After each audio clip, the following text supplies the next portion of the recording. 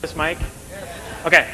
My name is Mystic. I'm going to be doing a presentation on mimicry and the mimic functions. And in order to explain basically what that is, let me just start with the basic concepts, and then I'll show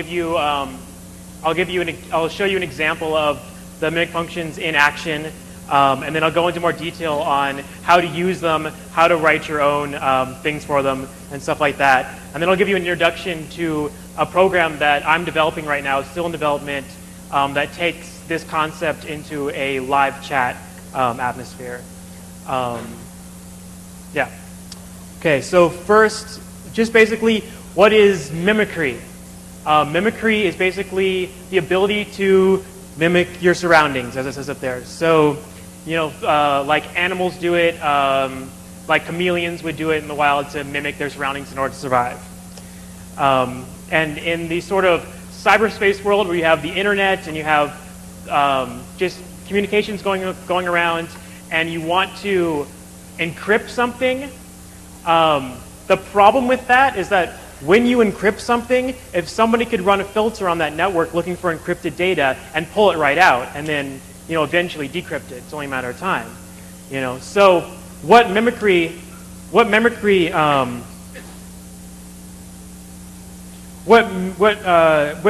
basically does is it allows you to encrypt data or take any data and encode it in a way that the output does not look like encoded data. And in fact, it mimics the sentence structure or the sort of likeness of a completely different script. And I'll have to sort of show that to you. It's hard to explain.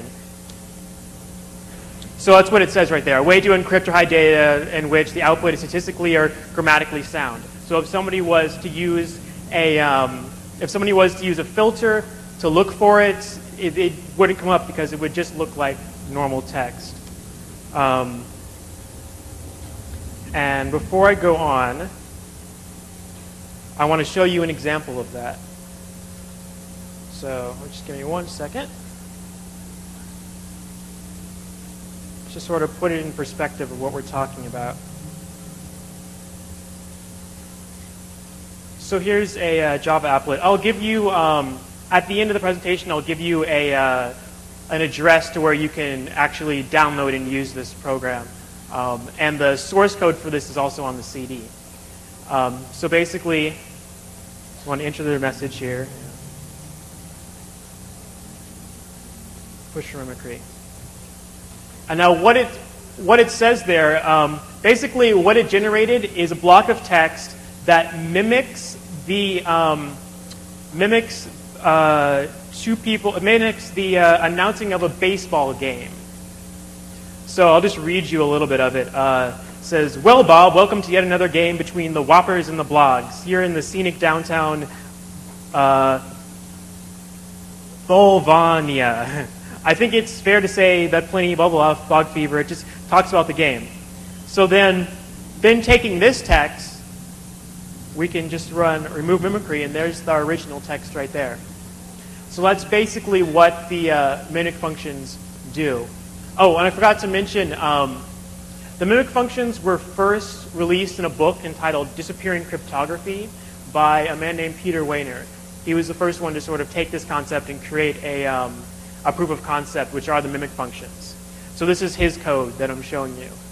And again, I'll give you a link to that where you can go buy the book and go to his website.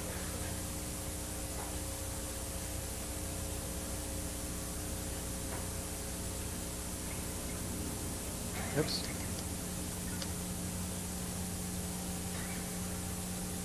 So now the question is, how do you tell the program what to mimic? And Mimic does this by what it says, generating text using the syntax described in what's called a context-free grammar, and hides data by the choices it makes in that grammar. And I'll go through and explain that more in detail as I go on. First, I'll describe what a context-free grammar is. A context-free grammar is basically a very specific way of describing language in general. And in order to do that, it uses terminals, which are words or phrases, and they're static, as it says there. Variables, which are places where those decisions in the sort of phrase can be found, and productions, which describe how a variable can be converted into different sets of variable terminals. And again, I'll show you an example which puts it all in perspective. So here you see a variable. So here's an example of a production. It shows a variable, and it shows phrases or words. So to show a context-free grammar on paper, you would have the variable. The variables are in bold, and then this is what you put between the variable and the rest of the production, and then phrases are words. So this is a series of productions and describing a complete context-free grammar. So this is a good way to describe it. Okay, so you have start and a noun and a verb. Those are both variables, right? Start is where you start. Nouns can either be Fred, Barney, or Fred and Barney. And the verb can be went fishing or went bowling. So this context-free grammar can generate sentences such as Fred went fishing, or Barney went bowling, or Fred and Barney went fishing, etc., etc. So that's basically what a context-free grammar is.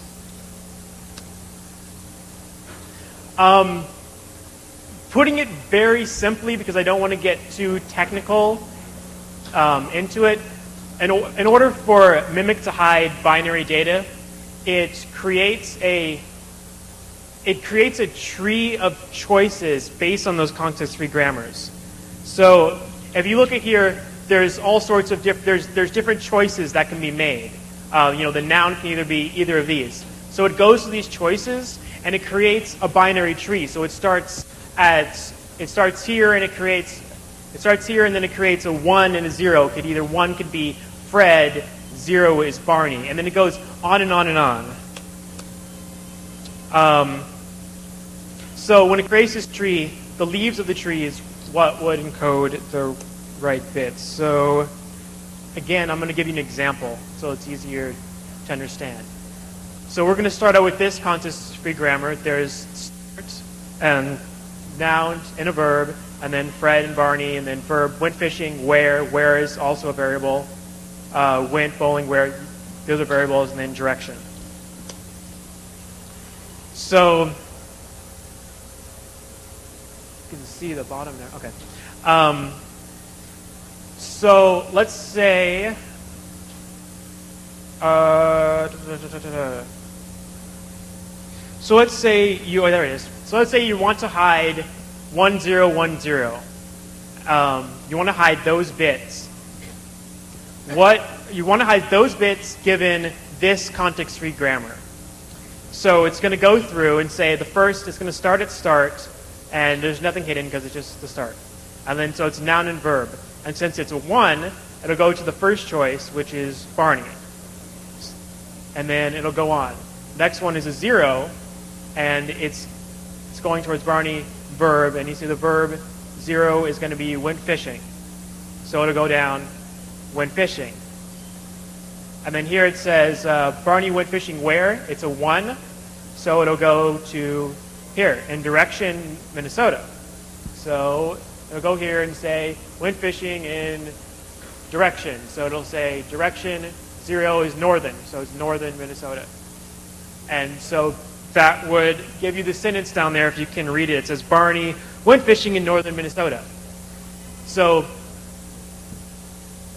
Mimic needs the bits to be encoded, which can be the text that I entered at the beginning, which are converted into bits. And it needs a context-free grammar. Those are the two things that it needs to encode and also to decode. And the way that Mimic understands context-free grammars is through what's called a grammar file. And it's something that's unique to Mimic. Let me give you an example of a grammar file. Just really quick. As you can see here. I should have it up already.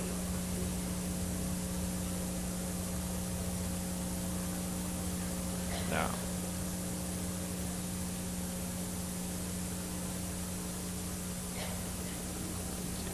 I didn't have that one up.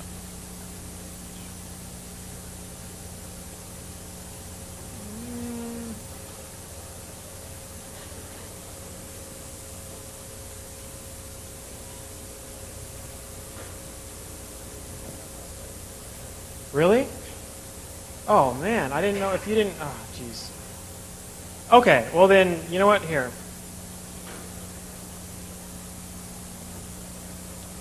All right, then I'll just go through this. You'll see an example as it goes on. Ah, jeez, I did this again. Okay.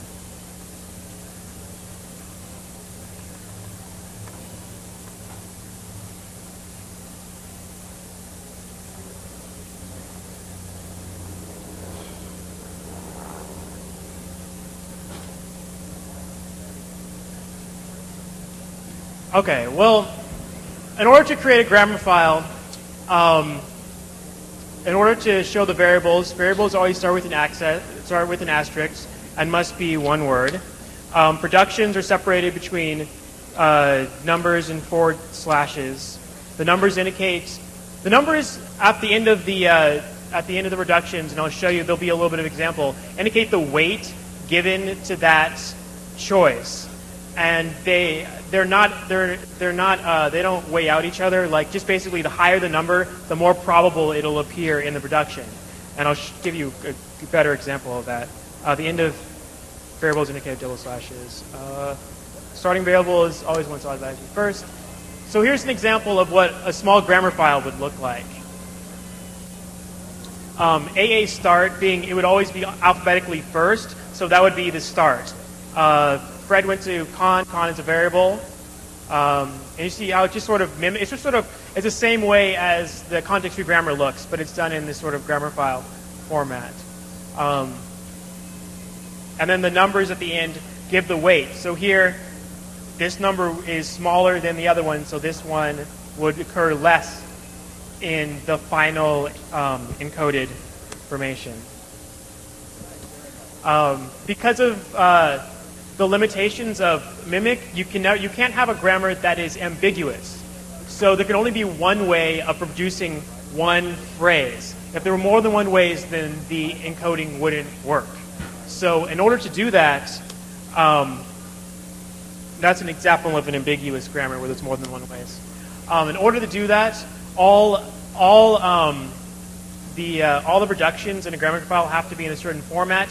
Basically, it just means that all variables have to be at the end of the reductions. You can't have a variable and then something static afterwards. It helps make sure there are checks in the program to make sure that there aren't ambiguous grammars, but this helps out just to make sure. Some of the limitations of Mimic is that, as you saw before, I had a very small text and it generated a huge amount of data. It all depends on the number of possibilities in the grammar file. And in that case, if there's only a few number of possibilities and each of the possibilities have a large amount of text, then you're going to generate a huge file because it needs more possibilities in order to generate a larger tree. So also, if it reaches the end of a grammar file, it'll repeat and go back to the beginning. And also, there's also randomness built in, but it's not sophisticated. So if somebody really wanted to, they could write some sort of a filter to, if they saw enough data go through, they may be able to write some sort of filter because it's not, the randomness isn't very well done. You'll see bits that will generate the same encoded data sometimes, but there is randomness there. IRC Mimic. This is the program that I'm working on. It takes this idea of Mimic, of being able to take taking a grammar file and generating text. But what my program does is I wrote a grammar file that mimics one side of an IRC conversation. Just as simple like, hi, how are you, what's your name, where are you from, things like that. And then it sends that to any nick that you specify. So it waits on the server for a connection.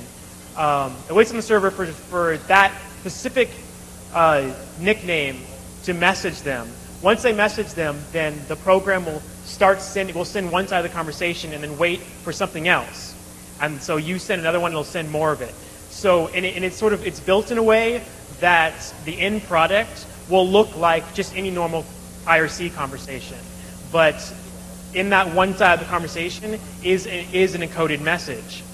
And in order to do this right, because that small text generates so much data, I did a few little tricks to get the maximum number of possibilities out of the grammar file. And I didn't write down what I did, but what I did was basically for things like the bot would say, my name is. And the possibilities that I would use is I went on the internet and found like the census information for the top, 1,000 names in the country, and put that in as all the possibilities. Yeah, question.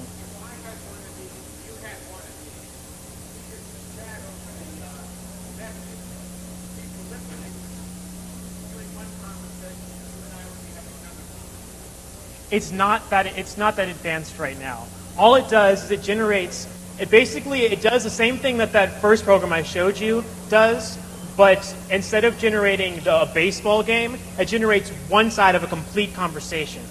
So it'll send that one. So for instance, it'll say, hey, and then you type back, the person will type back, hey, and the computer will bring back, how are you? That's one side of the conversation. Then you'll say, good. The computer will bring back something random like, that's nice, and then you'll say, how are you? And then the computer will say, I'm all right. And those things, hey, how are you, good, and I'm all right, have already been encoded. That's what it's sending. So so the maximized possibilities, I think, did things like that. I also use common grammatical errors that people use in chat, using R instead of ARE, and I use capital letters, lowercase letters, just to maximize possibilities. And you're able to generate, like for instance, if you said like this is a test, like I just showed you, that would fit in one conversation that's just maybe about 10 lines long. So things to look at the IRC. If you want this is still in development. If you want a copy of the source that I have right now, I don't have it on my website right now. But if you want, you can come up and see me. I'll give you a copy. I have it with me. But there's ways that you can go. I will have it on our website eventually, though. There's ways you can go further. You could have two bots talk to each other. You could actually have two bots have the same grammar file and have actually conversations with each other and be talking about something relevant while they're actually sending maybe a third party some sort of encoded information. You can just add more to the grammar file, give it more options, possibilities, make it sound a little more real. And here are some of my resources. This is where you can go. To look at that Java applet that I showed you at the beginning. So also you can learn about disciplinary cryptography at www.wainer.org. That's Peter Wainer's website. You should also check out Spam Mimic, which takes the mimic functions and actually you enter a message and it generates text that looks like a random spam message on the internet. So you could send that out and somebody will. It's funny because somebody will read it and it doesn't really say anything. But if you keep on reading it, eventually you get bored. But it doesn't seem like a computer is writing. It really does seem like it's something that you'd actually see as a spam message. This is a place to go to get the original mimic functions, which are actually written in C. This is where you can go to get those. If you want the Java version, I do have it is on the CD. Yeah, it is on the DEF CON CD. And then Disappearing Cryptography, the book is a second edition out. IRC Mimic, it's not up yet. Another thing, I'm a member of the Tri-Valley Security Group. And we'll actually be doing a talk tomorrow that you should check out on the box that we built called the Undetectable Packet Sniffer, which is where we took a packet sniffer and stuck it into a stock-looking uninterruptible power supply box. It's really neat. You should go check it out. And that's it. I don't know if I have any time left for questions, but that's it.